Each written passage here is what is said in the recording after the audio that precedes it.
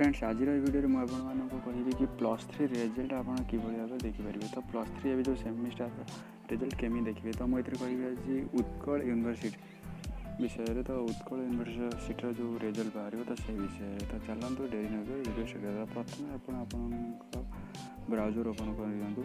तो मो browser open करदे। तो ब्राउजर ओपन कला ये सर्च करूँ UUEMS.in।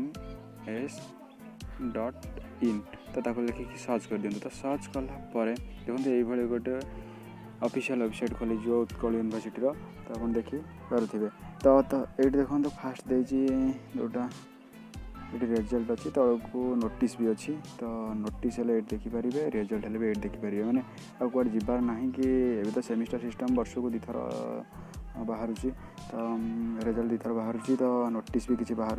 तो आड़ जीवार ना घरे बस निज मोबाइल रू देखिपारे। तो एबे जस्ट रिसेंटली बाहर +3 फर्स्ट सेमिस्टर।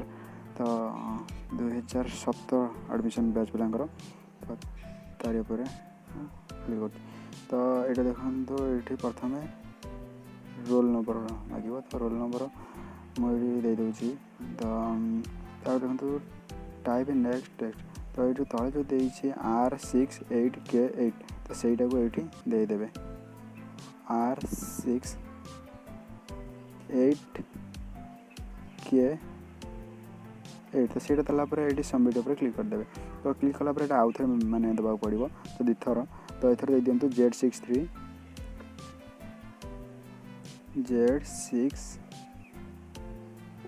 ED।